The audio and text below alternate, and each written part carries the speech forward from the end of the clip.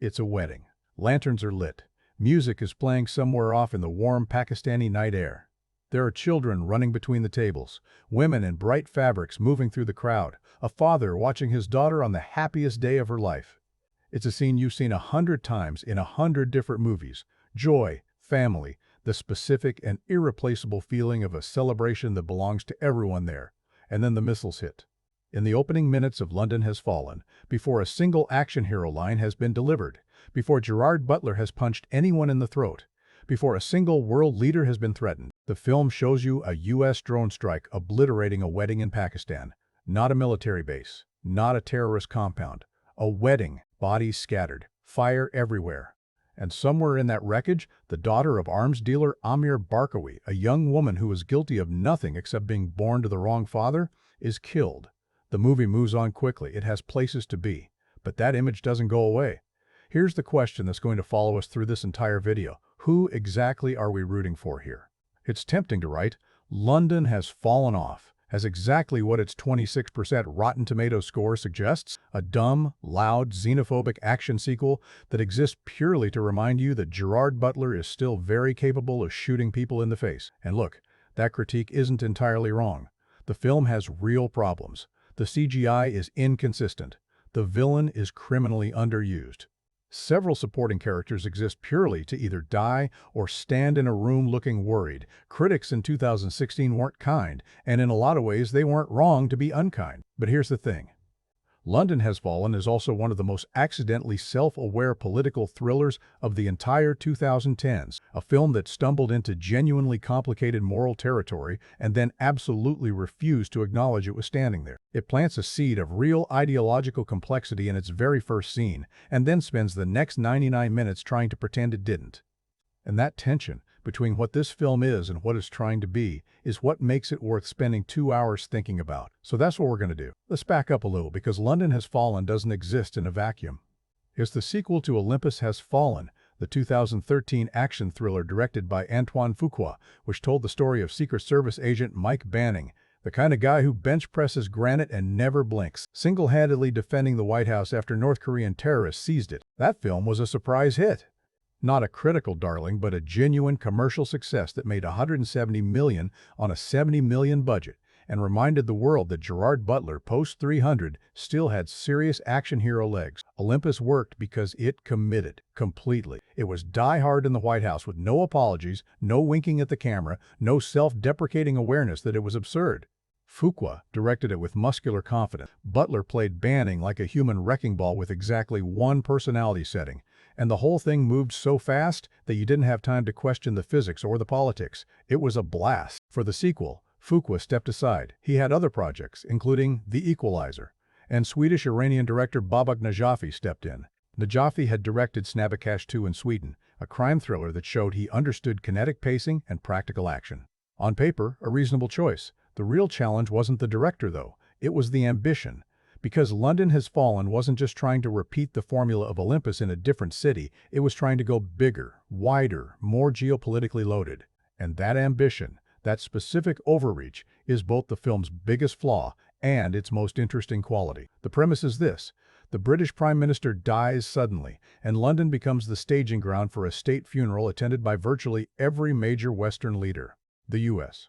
President, the French President, the German Chancellor, the Canadian Prime Minister, the Japanese PM, the Italian Prime Minister. The whole roster shows up, and Amir Barkawi, the arms dealer who survived that wedding drone strike by not being there, has spent the intervening 2 years turning this moment into a trap. His son Cameron has infiltrated London's security apparatus at every level: police, military, event security, turning what should be the most fortified square mile on Earth into a kill box. The plan isn't just to kill the president, it's to kill all of them, simultaneously, on live television. It's an audacious premise. You have to give it that. And when the attack happened, when London's most iconic landmarks start exploding in sequence, when the French president gets taken out on Westminster Bridge, when the Italian prime minister and his wife are assassinated at the Tate Modern, when Buckingham Palace itself becomes a war zone, there's a genuine, visceral shock to it. These aren't abstract targets, they're places you recognize. They're places loaded with meaning, history, cultural weight. Watching Big Ben surrounded by armed insurgents carrying RPGs hits differently than watching, say, a fictional embassy go up in flames. That's the movie's great strength. It understands iconography. It knows that destroying a symbol is not the same as destroying a building, and it uses that knowledge to generate a specific, unsettling kind of spectacle. But spectacle alone doesn't sustain a 99-minute film, and London Has Fallen knows it. The emotional core, the thing that's supposed to make you care when the bullets start flying, is the relationship between Mike Banning and President Benjamin Asher. Butler and Aaron Eckhart have real chemistry. Genuine, easy, lived-in chemistry that feels less like two actors hitting their marks and more like two guys who've actually been through some things together. And they have, narratively speaking. Olympus Has Fallen put them through the kind of shared trauma that either destroys people or bonds them for life, and this sequel inherits that bond as its most valuable asset. Banning, at the start of this film, is at a crossroads. His wife Leah is pregnant with their first child, a baby girl as it turns out, and he's been quietly drafting a letter of resignation from the Secret Service. He wants to be present for fatherhood. He wants the life his job has always prevented him from having.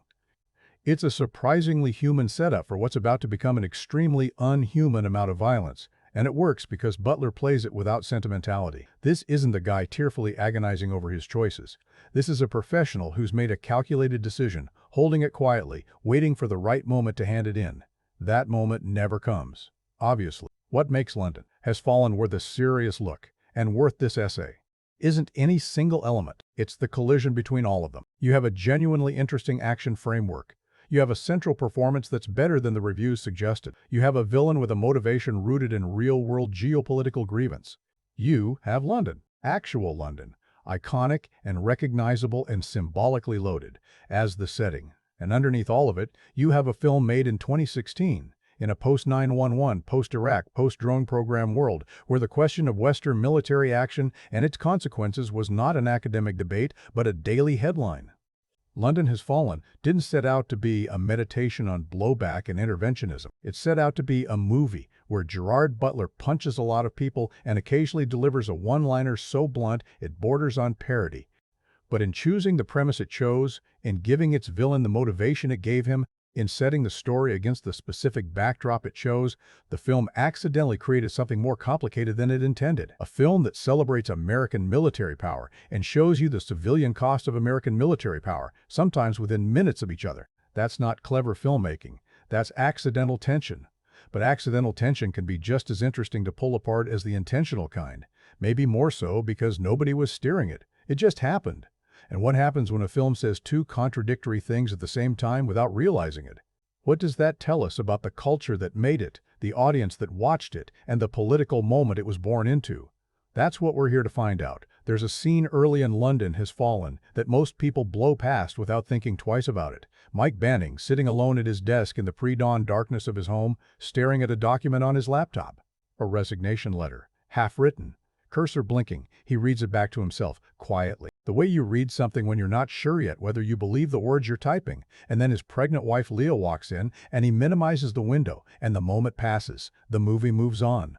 But that image, a man who kills for a living quietly imagining a life where he doesn't have to, hangs over everything that follows, like a weight that never quite disappears. This is London Has Fallen doing something it doesn't always get credit for, grounding its ultraviolence in something real.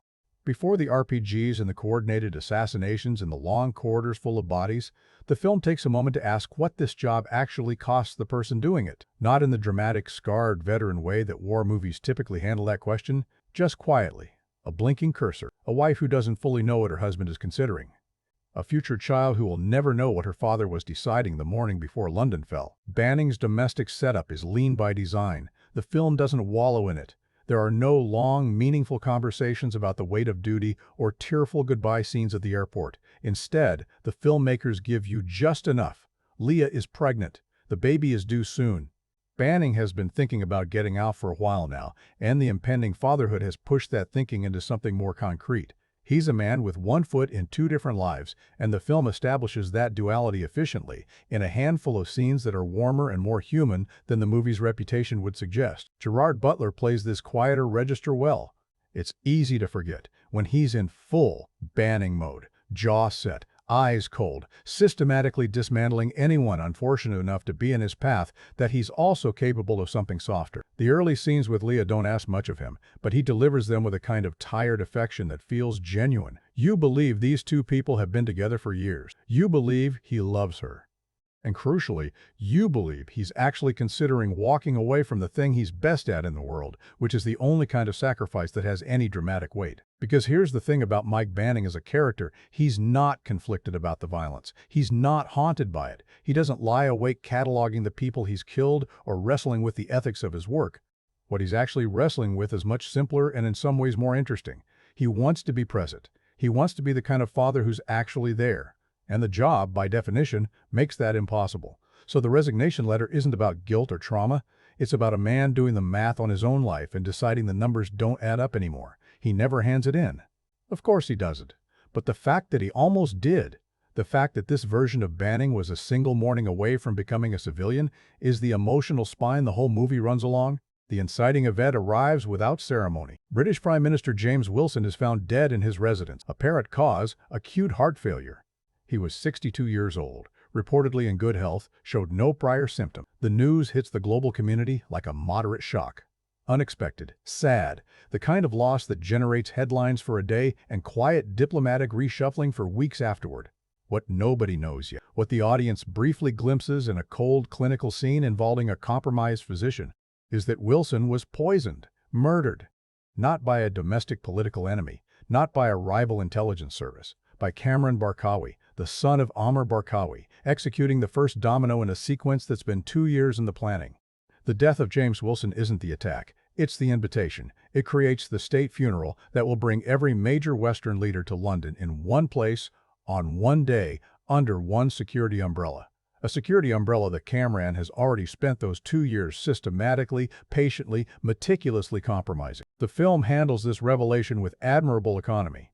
We don't need a long exposition scene explaining the conspiracy. We see enough. The doctor, the phone call, a shot of Kamran watching a news broadcast in a London safehouse with the particular stillness of a man whose plan is proceeding exactly as designed. To understand the scale of what's being set in motion. The genius of the trap isn't in its complexity, it's in its patience. Barkawi waited. He didn't improvise or rush. He built something, brick by brick, over 2 years, and now all he has to do is watch it happen.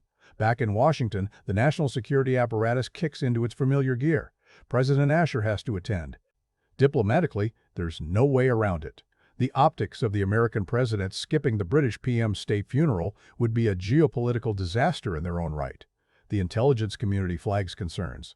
The threat level for a gathering of this magnitude is inherently extreme, but concerns get flagged at every major international event, and the funerals go on anyway. The Secret Service prepares. The logistics are finalized. Air Force One is wheels up within 36 hours. There's a procedural efficiency to how the film moves through this section that actually serves the story well. Director Babak Najafi isn't interested in lingering.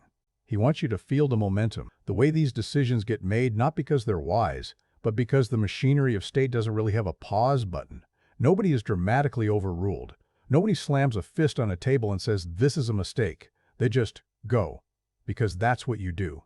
The funeral happens on schedule, the world leaders arrive on schedule, and the whole beautiful trap snaps shut on schedule. What makes this pacing choice effective is that it mirrors something true about how catastrophes actually unfold. They rarely announce themselves. There's no single moment where a reasonable person, looking at all available information, would necessarily say, "Stop." Instead, there are 100 small decisions that each seem defensible in isolation, adding up to something that seems obvious in hindsight and invisible in the moment. The British security establishment doesn't know they've been infiltrated. The Americans don't know that the threat intelligence they're receiving has been shaped by an inside man. Everyone is operating on bad information, presented as good information with perfect professional confidence. That's not stupidity. That's how it works. The flight to London is quiet. Banning briefs the security detail. Asher reviews his remarks for the service. There's an easy familiarity between these two men, the kind of comfort that comes from having survived something terrible together, and the film leans into that relationship without over-explaining it. They're not quite friends in the way civilians are friends. There's something more specific than that, two people who have seen each other at their absolute worst and most desperate, and who emerge from it with a bond that doesn't require maintenance or conversation to stay intact. And then London appears below them. And it's beautiful. Gray and green and ancient, the Thames catching what light there is, the towers and bridges and parks laid out below like something built to last forever. The motorcade rolls through streets that have been lined with ceremonial barriers, police officers at every intersection, soldiers in dress uniform. The pageantry of British state occasions, which nobody in the world does quite like the British do, that combination of genuine solemnity and choreographed precision that makes even the most cynical observer feel the weight of history pressing down from every direction. Everything looks exactly as it should look. That's the last moment in the film where anything does. It starts with a horse. A ceremonial horse in the funeral procession carrying a uniformed rider, moving in that slow and dignified rhythm that British state occasions demand. And then the rider draws a weapon and shoots the French president point blank, right there on Westminster Bridge, in front of cameras, in front of crowds lining the streets behind barricades, in front of the entire watching world. And that's when you realize, this isn't an assassination. This is a statement. What follows is one of the most ambitious action sequences in the franchise, and genuinely in the mid-budget action genre of the 2010s. The attack on London isn't a single event.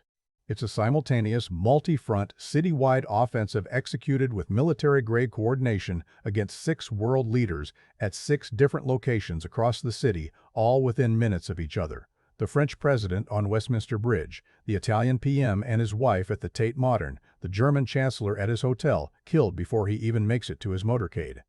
The Canadian PM taken out in a traffic tunnel, the Japanese delegation hit near St. Paul's.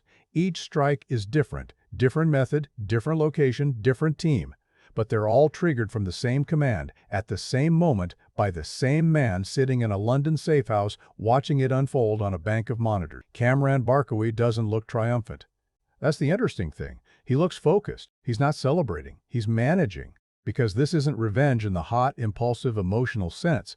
This is a business transaction 2 years in the making, and he's making sure it settles correctly. The film cuts between these assassination sequences with rapid-fire editing that, when it works, creates a genuine sense of systemic collapse. It's not just that one leader is dead, it's that they're all dying. Simultaneously, the security apparatus that was supposed to prevent any single attack is being overwhelmed by 6 attacks happening faster than anyone can process or respond to. By the time the Secret Service realizes what's happening, 3 world leaders are already gone. By the time London's emergency channels are fully activated, the streets are on fire. For President Asher, the attack begins almost incomprehensibly fast. He's in his motorcade, moving through London's ceremonial streets when the world around him simply disintegrates. Police officers who were waving them through an intersection suddenly open fire on the motorcade. Car bombs detonate along the route. Buildings that were supposed to be secured release armed men from their upper floors. The choreography of the setup, all that reassuring pageantry, reveals itself in real time as the mechanism of a trap. Banning's response is immediate and instinctual. No hesitation, no processing delay, no visible fear. He pulls Asher out of the compromised vehicle, moves him on foot through streets that are actively becoming a combat zone, and starts making decisions at a speed that the film's editing barely keeps up with. There's a version of this sequence that could feel cartoonish. One man against an army, the physics of action cinema conveniently suspending themselves. But Butler plays it with enough physical intensity that it mostly lands. He's not superhuman, he's just faster and more decisive than everyone else in the frame, which is a different thing. What the film does smartly in these opening minutes of the attack is keep the geography legible. Director Babak Najafi makes sure you always know roughly where Banning and Asher are relative to safety, relative to the enemy, relative to the escape options that keep getting cut off. The motorcade is compromised. The safe house they try to reach is already penetrated. The helicopter evacuation is shot down in one of the sequence's more spectacular visual moments before it can get airborne. Every option closes. Every door shuts. The city itself seems to be working against them. That compression of space and option, the systematic removal of escape routes, is a classic thriller technique, and London Has Fallen executes it competently. You're not wondering whether Banning and Asher will make it out. Of course they will. That's not the genre's promise. The genre's promise is that the path to making it out will be brutal, creative, and costly. And on that count, the film delivers. Meanwhile, in Washington, D.C., Vice President Alan Trumbull has assumed command in the White House Situation Room. Morgan Freeman plays Trumbull with the kind of dignified gravity he brings to virtually every role. There's a reason they keep casting this man as authority figures. He sells certainty with his voice alone. The Situation Room sequences are the film's breathers, the moments where the pace drops from sprint to fast walk, where we get the macro perspective on what's happening while Banning and Asher are living the micro-reality of it. These sequences also introduce the mole subplot. Someone inside the intelligence community has been feeding Barkawi information. The attack's precision, the compromised police, the inside access to security protocols, the knowledge of the motorcade route isn't possible without a source inside the Western intelligence apparatus. Trumbull and MI6 agent Jacqueline Marshall, played with crisp authority by Charlotte Riley, start working the problem from the Washington end. Who had access? Who knew the full scope of the security arrangements? The list is short, and the answer, when it comes, involves a senior British intelligence official who turns out to have been on Barkawi's payroll for years. It's an intriguing subplot, a genuinely interesting wrinkle. And the film, frustratingly, doesn't do enough with it. The mole is identified, the information is relayed, and the narrative thread closes without really exploring what it means. How this man justified it to himself, what the relationship with Barkawi looked like, what the human cost of that betrayal was. The film treats it as a procedural problem to be solved rather than a moral and emotional story to be told. That's a missed opportunity, and is one of the cleaner examples of London has fallen not trusting its own most interesting material. Back on the streets, the attack moves into its middle phase. Banning and Asher aren't just outrunning the immediate assault team anymore, they're navigating a city that has been fundamentally reorganized around their capture or death.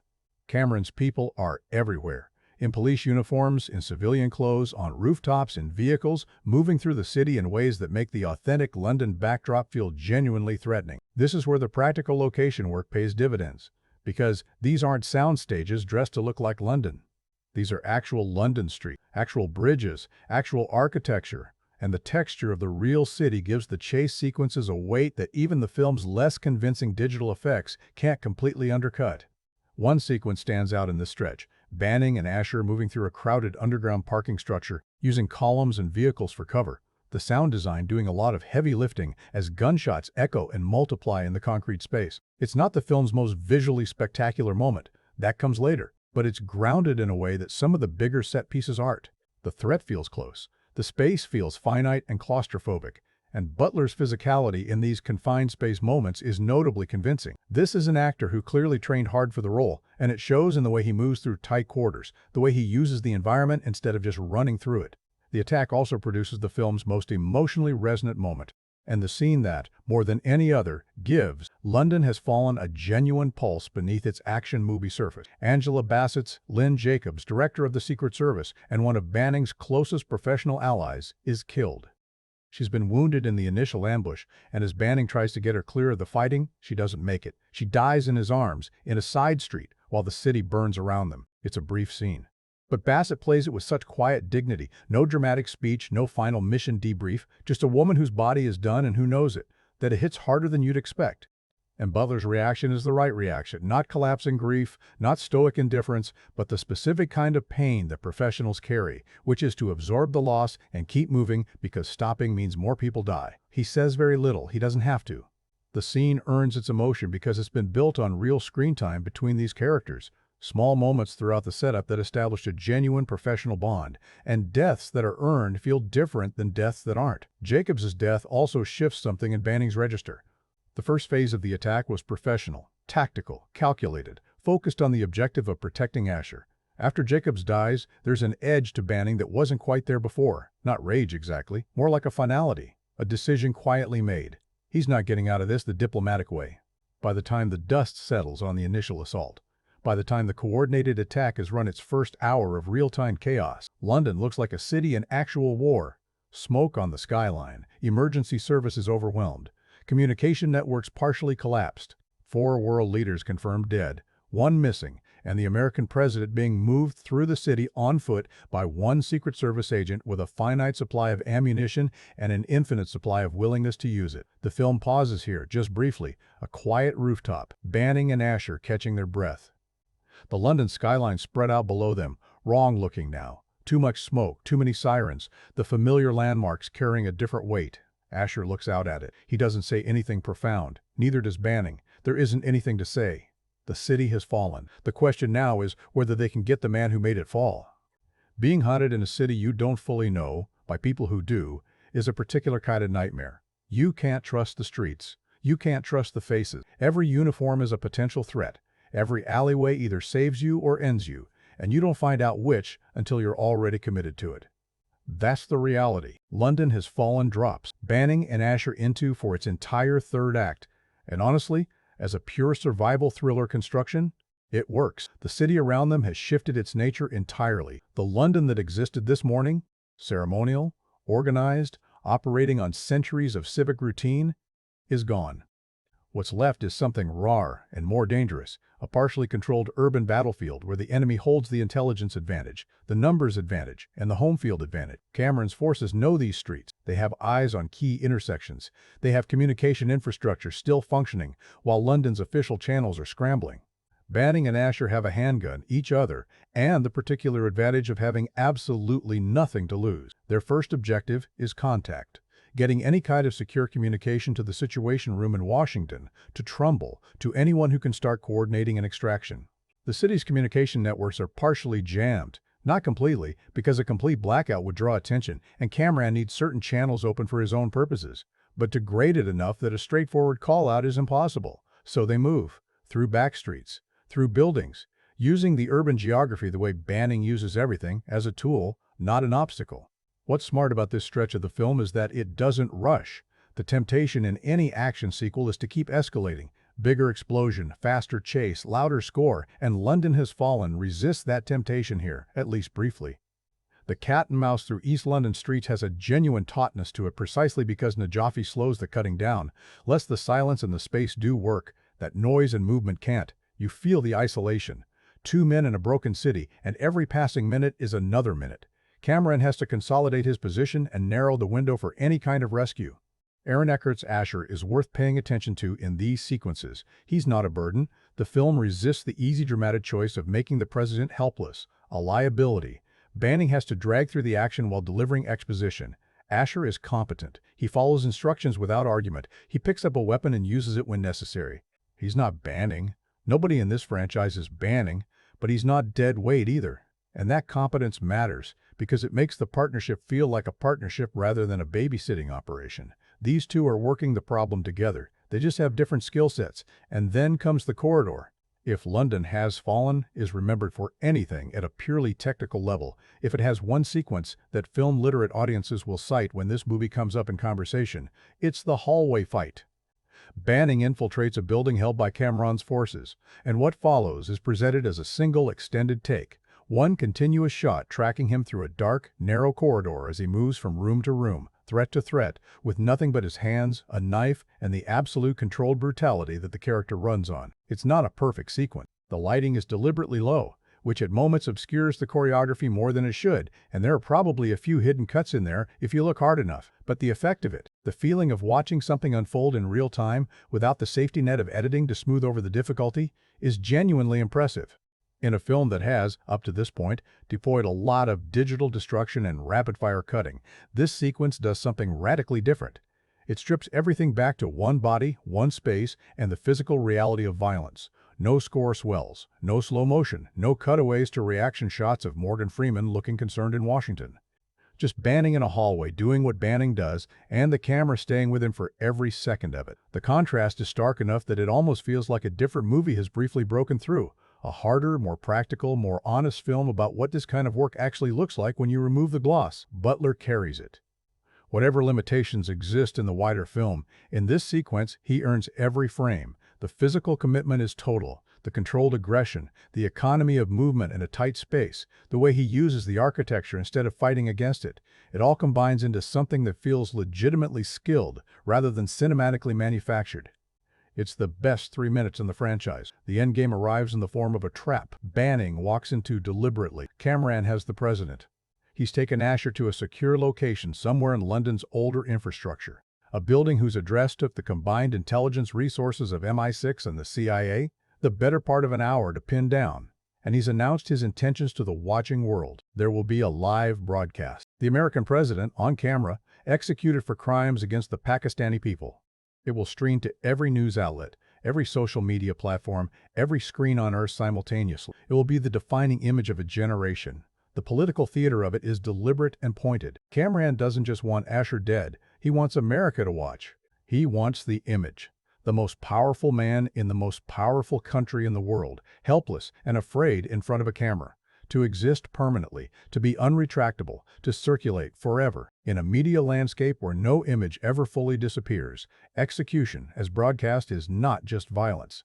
It's a message delivered to an audience of hundreds of millions with no possibility of editorial intervention. It's a genuinely sophisticated piece of villainy conceptually, and the film, to its credit, doesn't soften it or make it feel abstract.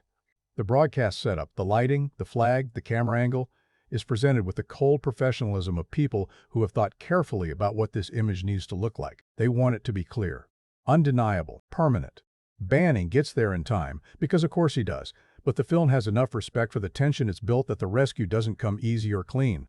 There are losses. There are close calls that feel genuinely dangerous rather than choreographed. And when Banning finally reaches Asher, the relief isn't triumphant. It's exhausted. These are two men who've been running on adrenaline and willpower for hours, and the scene plays it that way. Quiet, almost businesslike.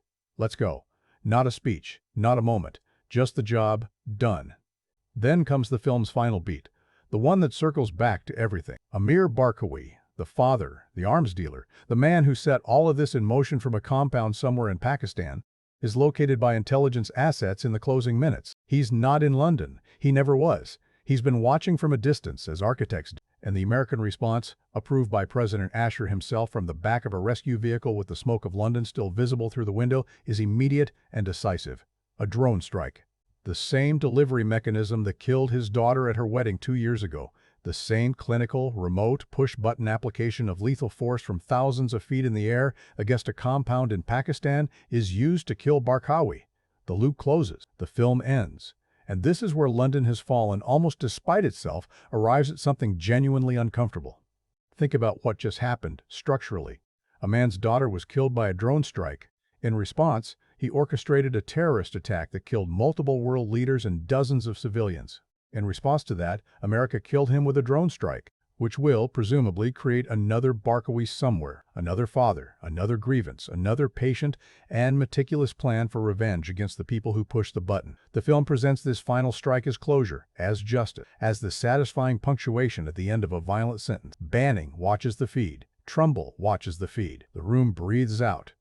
But if you've been paying attention since that opening wedding scene, if you've been holding that image of lanterns and music and a daughter who did nothing wrong, then the drone strike doesn't feel like an ending. It feels like a beginning. The beginning of the next film, maybe.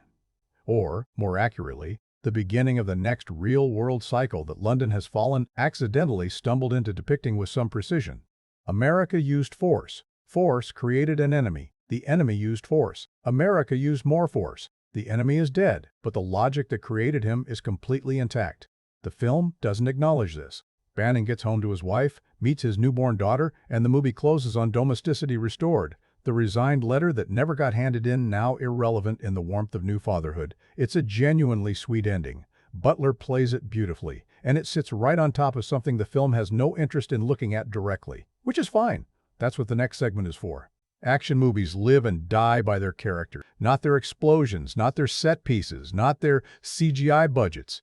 Character, because spectacle without someone worth caring about is just noise. Expensive, technically impressive noise, but noise all the same. It's John McClane bleeding through broken glass in his bare feet, terrified and funny and completely stubbornly human. The reason the Bourne films worked wasn't the car chases. It was the specific quality of Matt Damon's confusion and grief underneath all that competence. London Has Fallen understands this, at least partially. It has a protagonist worth spending time with, a central partnership with genuine emotional DNA, a villain with a backstory that should have made him one of the more compelling antagonists of the franchise era, and a supporting cast doing considerably more than the screenplay asked of them. Where it stumbles isn't in the conception of these characters, it's in the allocation of time and depth. Some people get too much, some get criminally too little, and one character, the most thematically important one in the entire film, is treated like a plot device when he deserved to be treated like a human being. Let's go through them. Mike Banning, the last American archetype. There's a specific type of American action hero that was born in the 1980s and has been slowly evolving ever since. Bruce Willis codified him. Working class, sarcastic, physically vulnerable but spiritually unbreakable, uncomfortable with authority, deeply loyal to the specific people he loves, even when he's indifferent to everyone else. That archetype got refined through the 90s and 2000s, picked up different inflections in different franchises, and by the time Gerard Butler stepped into Mike Banning's shoes for Olympus Has Fallen in 2013, The template was well established. What Butler did with that template, what he's continued doing across 3 films now, is interesting precisely because of what he chose not to do with it. He didn't make Banning ironic. He didn't wink at the camera. He didn't play the character with the self-aware distance that contemporary action heroes often use as a kind of defensive posture, a way of signaling to the audience that the movie knows it's a movie. Banning is played absolutely straight. He believes in what he does. He doesn't find it funny. He doesn't find it complicated. He finds it necessary, and Butler delivers that necessity with a physical and psychological conviction that a lesser performance would have tipped into parody. The psychological architecture of Banning is more considered than he gets credit for. Strip away the tactical competence and the one-liners, and what you find is a man whose entire identity is organized around a single function, protecting a specific person, not America in the abstract, not democracy as a concept. President Benjamin Asher, specifically. The relationship is almost feudal in its structure. Not a bodyguard protecting a client, but something closer to a knight's bond with a king, intensely personal, built on shared history and mutual vulnerability. Banning doesn't just work for Asher, he'd die for him without deliberation. And crucially, he'd kill for him, has killed for him, extensively, without the moral anguish the genre sometimes asks us to take seriously. That absence of anguish is worth examining. Contemporary action cinema often wants its heroes to feel bad about the violence they commit, to carry it, to let it haunt them, because that suffering functions as a moral qualifier. It signals to the audience that the violence is regrettable even when it's necessary. Banning doesn't do that. He's not haunted. He's not traumatized. He processes violence the way a carpenter processes hammering nails. This is the work. These are the tools. This is what getting it done looks like. And Butler plays it that way, not as psychopathy, but as professional clarity. Banning knows what he is. He's made peace with it. The resignation letter wasn't about guilt over the killing. It was about something much more human, wanting to be a father. That distinction matters enormously because it makes Banning a genuinely unusual figure in modern action cinema. He's not broken. He's not seeking redemption. He doesn't need to be saved from himself. He just needs, occasionally, to remind himself that there's a life worth protecting beyond the one in the presidential limousine. That's a more modest and more honest form of character depth than the genre usually bothers with, and Butler earns it by playing it quietly rather than dramatically. His physical performance throughout is worth acknowledging specifically. The hand-to-hand sequences, the way he navigates confined spaces, the controlled aggression he brings to every combat situation. None of this looks like movie fighting. It looks like training. Butler clearly put in serious physical preparation, and the result is a believability that the film desperately needs in its more grounded moments.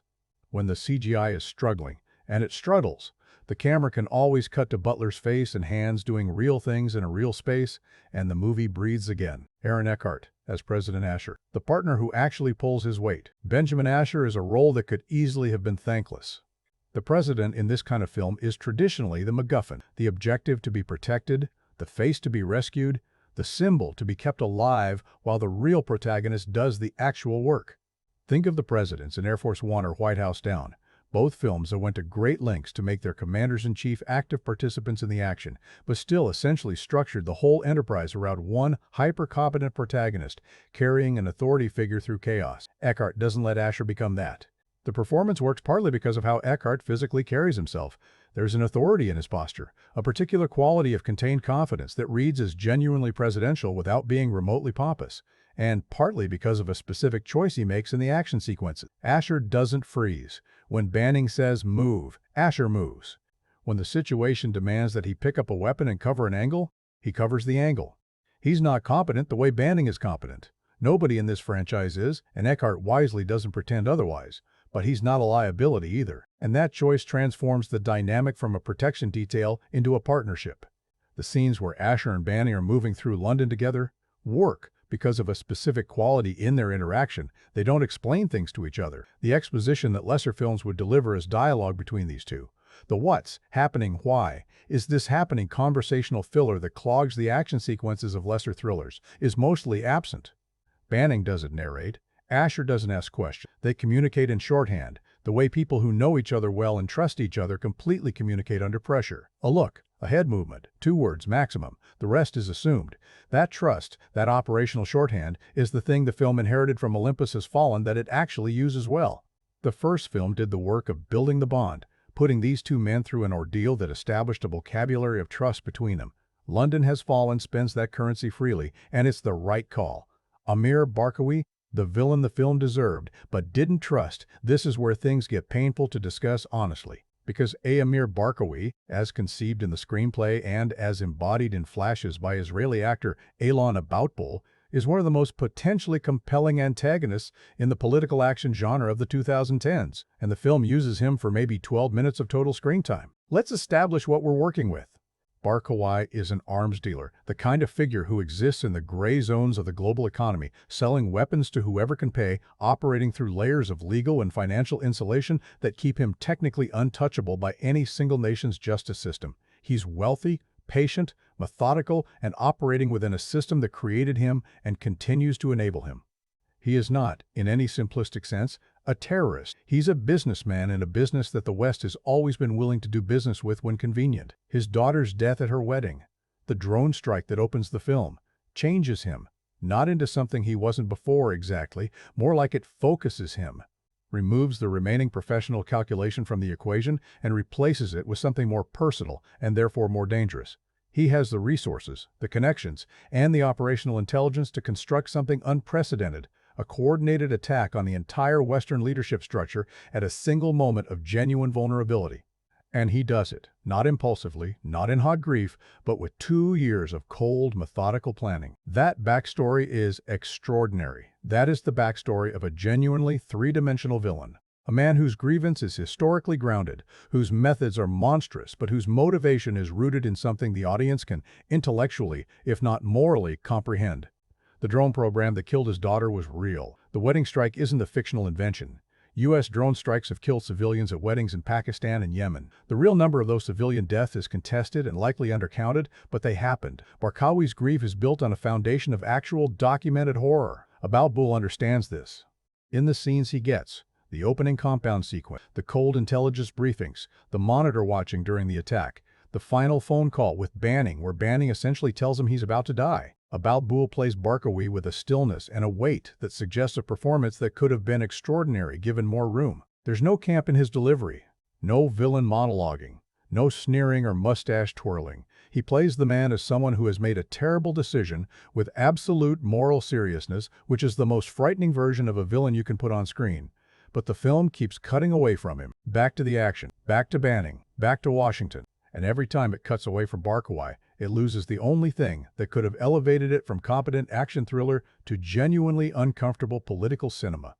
The film is afraid of its own villain, afraid that giving him too much screen time, too much interiority, too much of the specific human texture that would make his grievance fully legible would somehow compromise the audience's ability to root for the protagonist. So, it keeps him at a distance, functional, remote, an architect we glimpse but never really enter.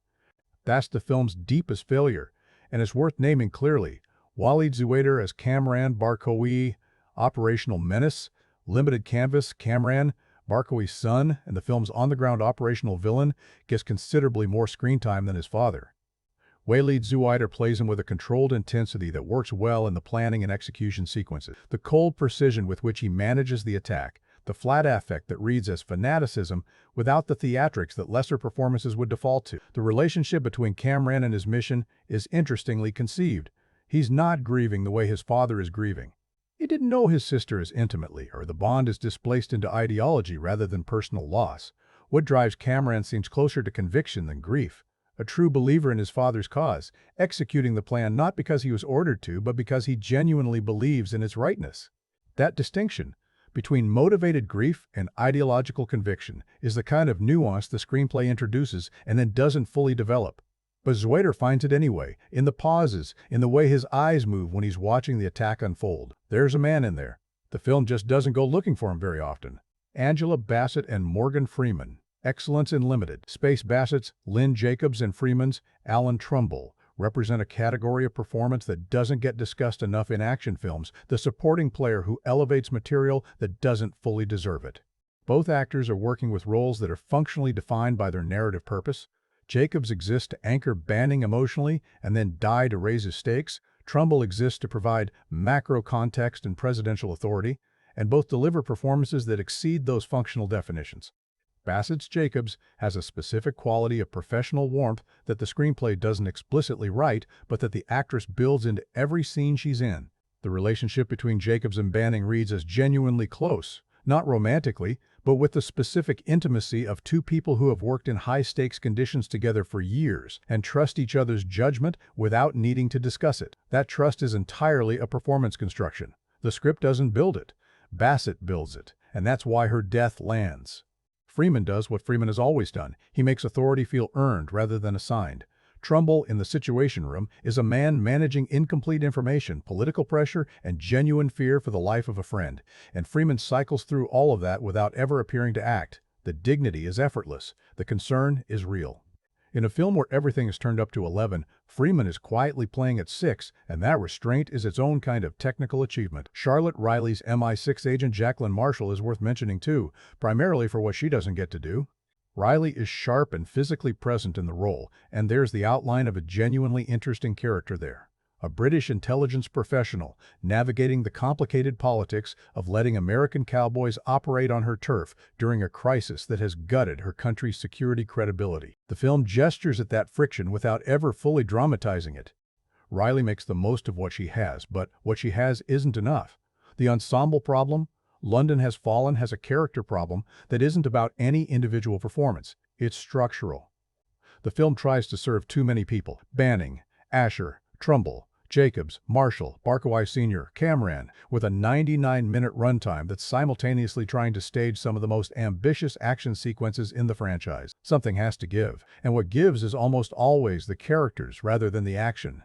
The result is a film that feels superficially populated. There are faces everywhere, names attached to those faces, backstories implied. But that's actually quite lonely at its emotional core. The Banning-Asher partnership carries most of the weight. Everything else is supporting infrastructure. And while Butler and Eckhart are more than capable of bearing that load, you sense the film straining under its own ambitions. More characters promised richer complexity and delivered thinner execution. What London Has Fallen needed wasn't more action. It already had plenty of action.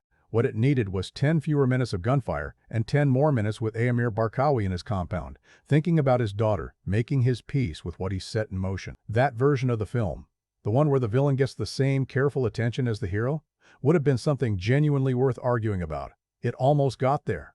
And almost, in cinema as in life, is its own specific kind of ache. Here's something critics rarely bother saying about London Has Fallen at the level of pure filmmaking craft. It's a more interesting movie than its reputation suggests. Not a consistently excellent movie. The technical execution is genuinely uneven, and we'll get to that. But a film that contains specific, identifiable moments of real cinematic craft sitting right alongside moments of real cinematic sloppiness. And understanding why those peaks and valleys exist tells you something valuable, not just about this film, but about how mid-budget action cinema gets made in general. Let's start where the craft is most confident. The corridor sequence. Choreography is about what the bodies do. Filmmaking is about how the camera relates to those bodies, what it chooses to show, what it chooses to withhold, where it positions itself relative to the action, and why. Most contemporary action cinema is extremely good at choreography and considerably less interested in the filmmaking question. The camera is functional. It captures the choreography, cuts between angles at rhythmically satisfying intervals, delivers the information the audience needs to follow the spatial logic of the fight. That's the standard. It works. Nobody complains. The corridor sequence in London Has Fallen does something different. As Banning moves through a building held by Cameron's forces, the film presents the entire sequence as a single extended take. One continuous movement through space, no visible cuts, the camera tracking Banning in what feels like real time through a series of rooms and confrontations. Whether there are hidden cuts buried in the dark patches of the frame is almost beside the point. The effect, the phenomenological experience of watching it, is of unbroken duration, of reality unmediated by editing. And that changes everything about how the violence registers. When you cut between angles in a fight sequence, you're performing a kind of mercy on behalf of the audience. Each cut is a reset, a new angle, a new moment, the brain briefly refreshed before the next piece of information arrives. The editing creates rhythm, which creates pleasure, which distances the viewer from the raw physicality of what's being depicted. You're not watching someone get hit. You're watching a sequence of images that conveys someone getting hit, and your brain does the assembly work in between. The corridor sequence removes that mercy. There's no reset.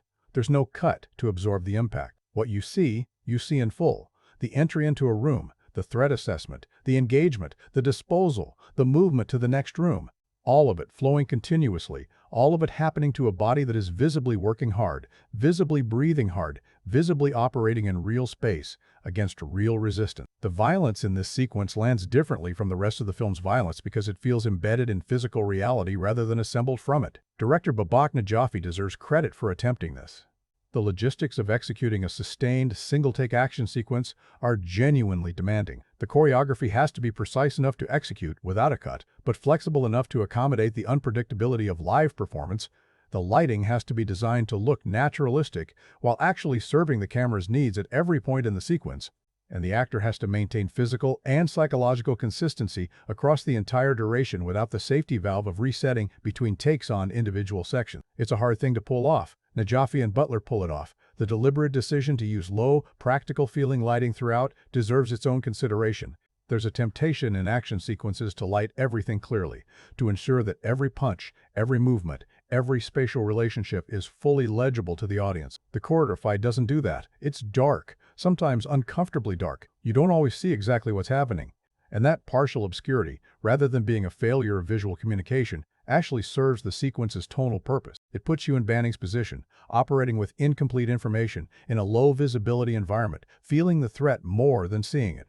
The darkness isn't a bug, it's a choice.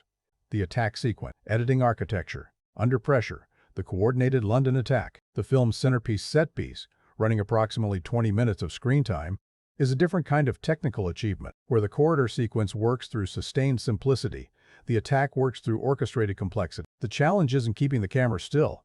It's keeping 6 simultaneous storylines, spatially and emotionally legible, while the cutting rate is at its most aggressive. Editor Michael J. Duthie, whose previous work includes Killing Them Softly and The Gray, makes a series of smart structural choices in assembling this sequence. The most important is a decision about rhythm. The early phase of the attack uses rapid intercutting between locations to establish simultaneity and scale, but as the sequence progresses and the focus narrows onto Banning and Asher, the cutting slows. The geography compresses. The film stops trying to show you the full scope of the disaster and commits instead to the granular, immediate, street-level experience of 2 men trying to survive it. This is the right call. The risk with multi-location action sequences, the Avengers problem, essentially, is that they become abstract. When everything is happening everywhere at once, nothing carries specific weight. Everything is noise. By pulling back from the citywide perspective and locking on to Banning's ground-level experience, Duthie forces the audience to stop processing the attack as an event and start experiencing it as a crisis. The French president dying on Westminster Bridge becomes background information rather than narrative foreground. What matters is this street, this corner, this window that may or may not have a shooter in it. The transition between those 2 modes, from aerial chaos to ground-level survival, is executed with enough efficiency that most viewers won't notice it happening. That's the highest compliment you can pay an editor working in this genre. The seam is invisible. The gear change is smooth. You're in a different kind of film, and you don't know exactly when it happened. Cinematography. What Ed Wilde did with real London director of photography. Ed Wilde is the film's most consistently under-acknowledged creative contributor, working on actual London locations: Westminster Bridge, Downing Street, Trafalgar Square, the real streets of East London. Wilde had to solve a problem that purely studio-based productions don't face: how to make a real place feel like a movie while keeping it legible enough to carry narrative information. His approach divides cleanly into 2 visual registers, and understanding the division tells you a lot about the film's tonal ambitions. For the pre-attack sequences, the ceremonial London, the pageantry of the funeral procession, the arrival of world leaders, Wilde shoots with a kind of deliberate grandeur, wide lenses, high angles that reveal the architectural scale of the city. Compositions that use London's built environment as a backdrop of historical weight. The city in these shots looks exactly like it does in your memory. Ancient and imposing and self-possessed, the kind of place that has survived enough history to be confident that it will survive more. For the attack sequences, the visual grammar shifts almost entirely. Tighter lenses, lower angles, handheld work that introduces a controlled instability into frames that were previously static, compositions that suddenly obscure the landmarks that were previously foregrounded, not because they're gone yet, but because the camera's attention has moved from the symbolic to the immediate. Wilde understands that the contrast between these 2 registers is itself a storytelling tool. The shock of London burning isn't just narrative, it's visual. The same compositions that made the city look immortal in the opening act make it look devastatingly mortal when the smoke starts rising through them. There are specific shots worth calling out. A wide, establishing shot of the Thames at dawn, just before the motorcade moves out. Gray and green and completely still, the bridge in the middle ground with no one on it yet, the sky, the particular muted silver of a British morning. It's a gorgeous shot, and a deliberately calm one, building the visual reservoir of normalcy that the attack will drain.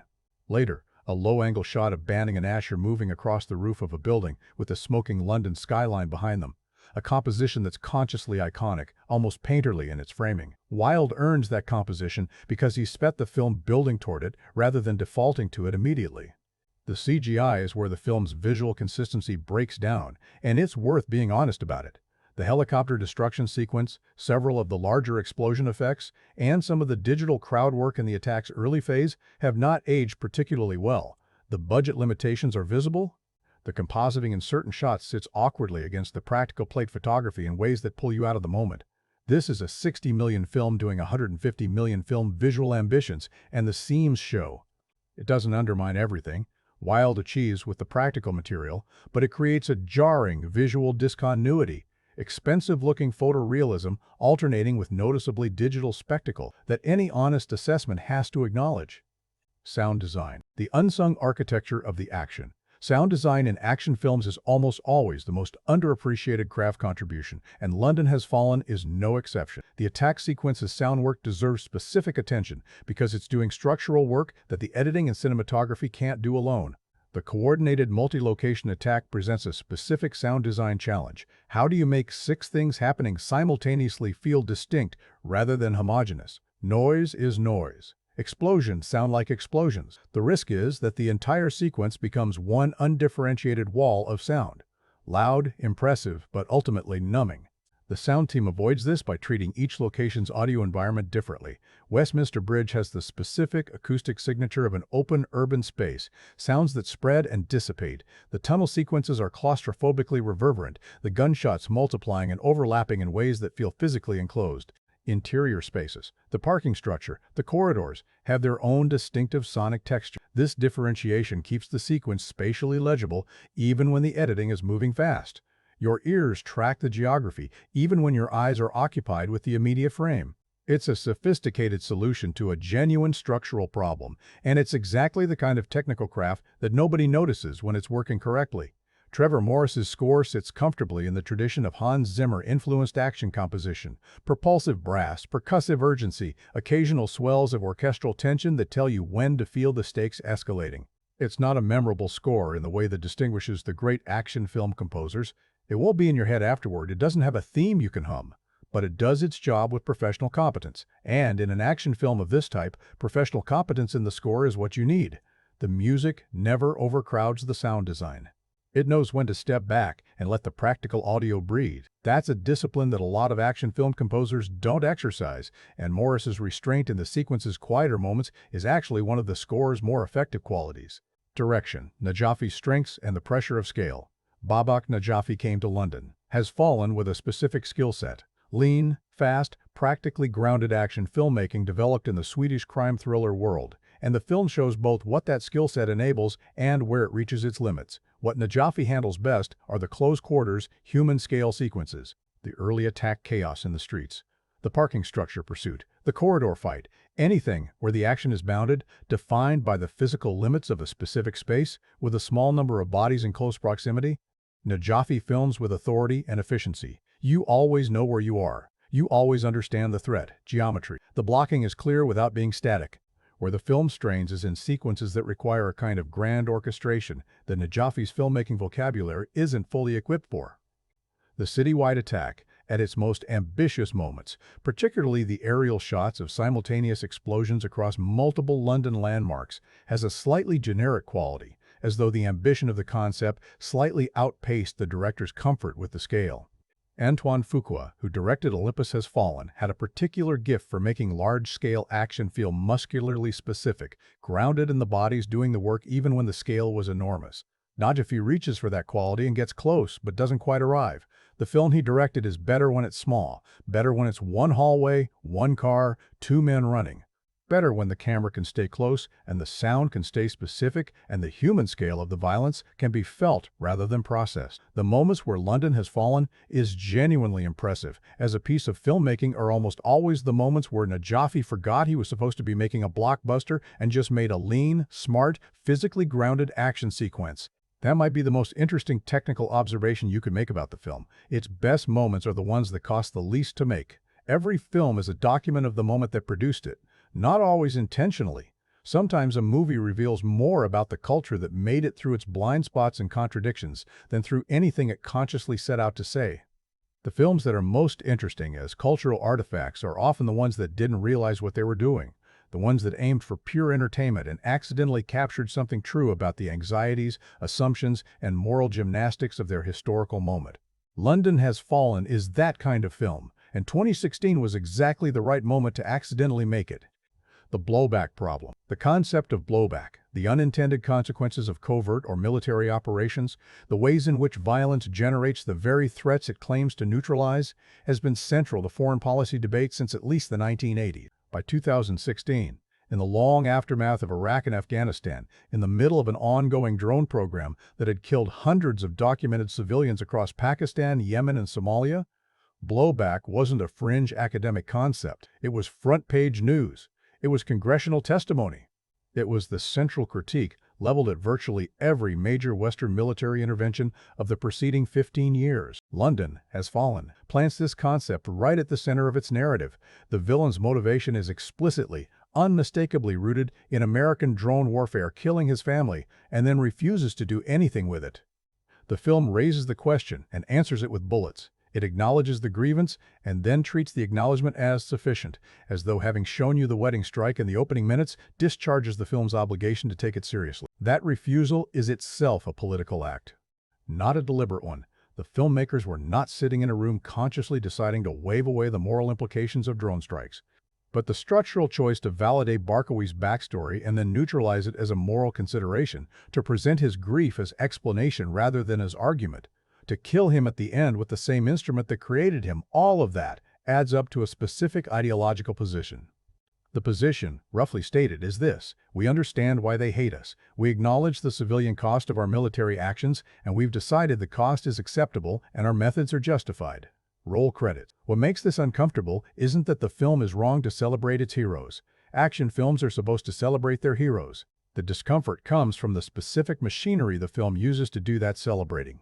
The way it recruits the audience's sympathy for an argument. It never quite makes explicitly, but makes structurally, through every choice about whose perspective we inhabit, and whose grief we're invited to feel, and whose death functions as satisfying resolution. Jingoism is a mirror. There's a version of the critique of London Has Fallen that calls it simply jingoistic, flag-waving, chest-thumping, America-first action cinema that flattens complex geopolitics into a simple framework of righteous Western force versus irrational terrorist threat. That critique is not wrong. Banning's most quoted line in the film, his response to a terrorist demand for some kind of meaningful political exchange, is not exactly a nuanced engagement with the grievances of the global South. But here's the thing about jingoism. It doesn't come from nowhere. It's not a failure of intelligence or empathy on the part of the people who feel it. It's a response, a defensive, emotionally coherent response to a specific kind of threat, whether real or perceived. And in 2016, the threat environment that Western audiences were living in was not abstract. ISIS had claimed attacks in Paris, Brussels, and Istanbul within a 12-month period.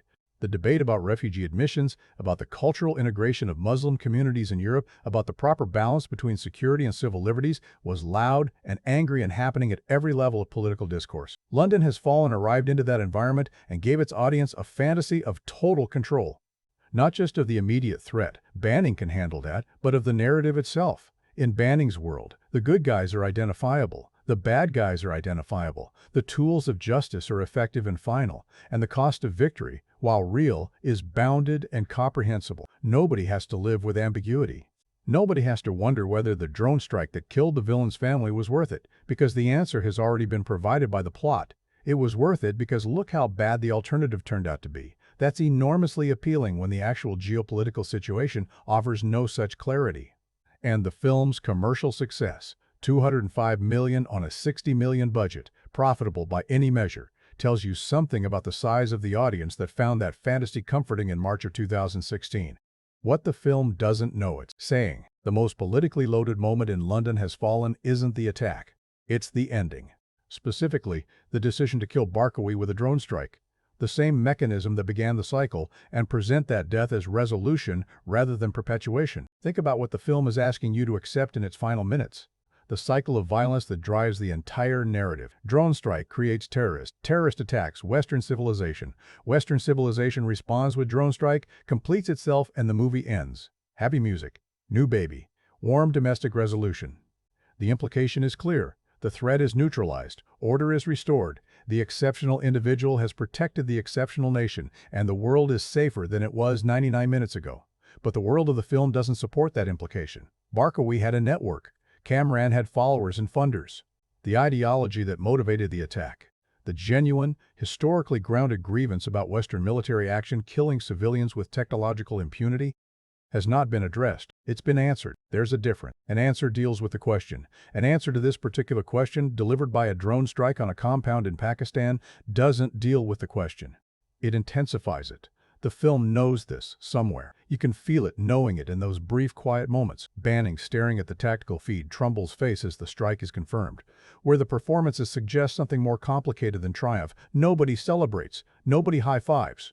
The room just breathes out. And there's something in that collective exhale that feels less like victory and more like relief. The temporary, fragile, already expiring relief of having solved the immediate problem without solving the underlying one.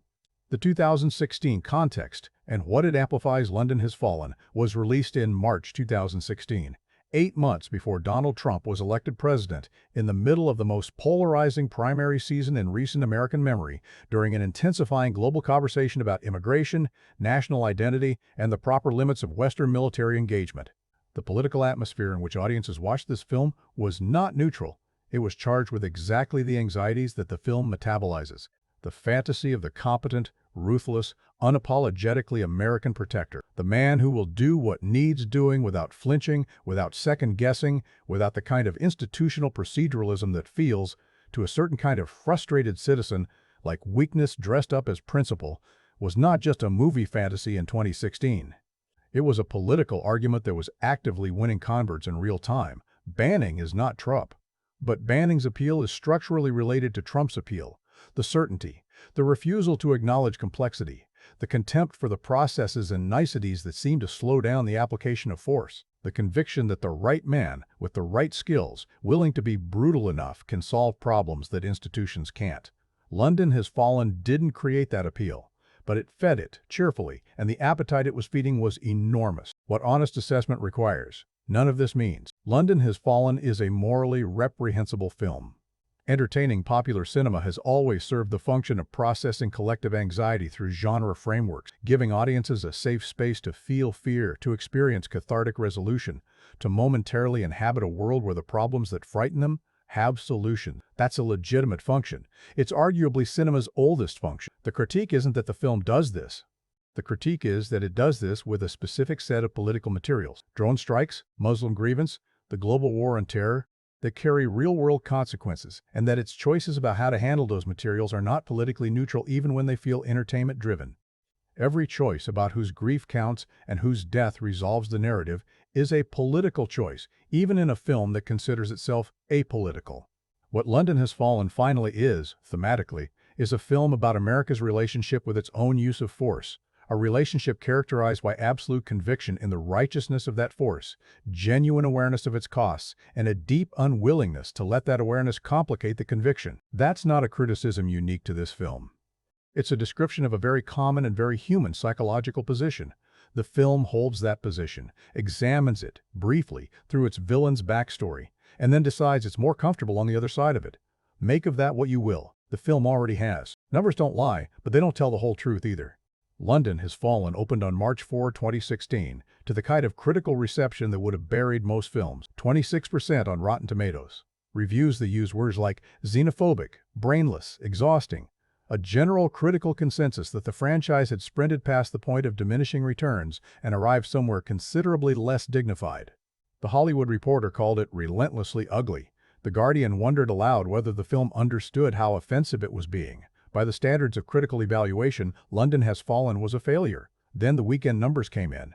21.6 million domestic opening weekend, 40 million globally in 3 days. A final worldwide gross of $205.8 million against a 60 million production budget, a profit margin that most prestige dramas would envy. By the standards of commercial evaluation, London Has Fallen was an unambiguous success. That gap between what critics said and what audiences paid to see is itself a story worth telling. What the box office was actually saying. When a film critics hate makes $205 million, the usual response from the industry is to shrug and say audiences want something different from critics. That's true as far as it goes. But it's worth pressing harder on what specifically audiences were responding to, because audiences like dumb action movies is not a sufficient explanation. There are plenty of dumb action movies that don't make $205 million. The Has Fallen franchise, and London Has Fallen specifically, was selling something particular. Not just action, not just Gerard Butler's Jaw. It was selling a specific, emotional experience, the feeling of watching a world that has become incomprehensibly complicated suddenly become very simple. One man, one mission, one set of skills applied with total confidence to a problem that the audience was anxious about in real life and helpless in front of. In March 2016, that simplicity was a commodity with extraordinary demand. The audience for London Has Fallen wasn't stupid. They weren't incapable of complexity. They were tired. Tired of a news cycle that offered relentless anxiety without resolution, tired of geopolitical situations that had no clean outcomes and no final victories, and for 12 they could sit in a dark room for 99 minutes and watch someone solve the problem. Finally, completely, with extreme prejudice. Cinema has always provided this service. What's interesting about London Has Fallen specifically is the precision with which the anxiety it addresses maps onto the actual geopolitical anxieties of its moment. This wasn't generic. The specific fears it metabolized: terrorism in European capitals, the vulnerability of democratic institutions, the question of whether Western civilization's openness was also its weakness, were the fears that were dominating headlines, political campaigns, and dinner table conversations across the Western world in early 2016. The franchise that criticism couldn't kill London Has Fallen's commercial success did exactly what commercial success in Hollywood always does. It greenlit more. Angel Has Fallen arrived in 2019, shifted the franchise's tone somewhat. The threat this time was domestic rather than foreign, a PMC conspiracy that turned banning himself into a fugitive, and performed comparably at the box office while receiving marginally better reviews. The franchise had become something durable, a reliable delivery mechanism for a specific kind of audience need, critic proof by design, built on a foundation of character loyalty rather than prestige. That durability says something important about what London Has Fallen actually built. Sequels that survive bad reviews don't survive on spectacle alone.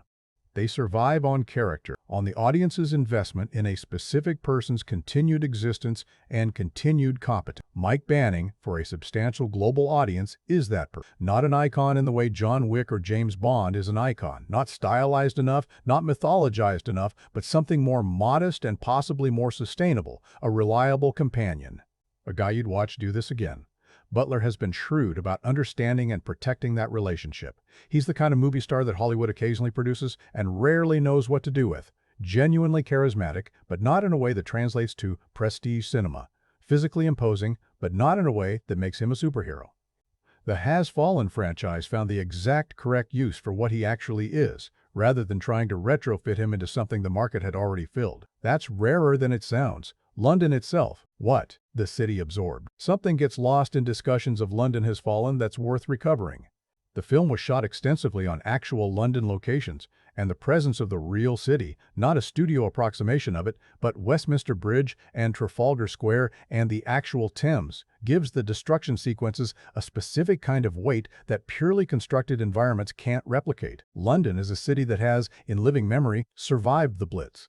It carries that survival in its architecture and its collective civic identity, the sense that the city has been here before the bombs came and will be here after they stop. Watching London Has Fallen use that city as a destruction set is uncomfortable in a way the filmmakers probably didn't fully intend, and that discomfort sits differently depending on who's watching.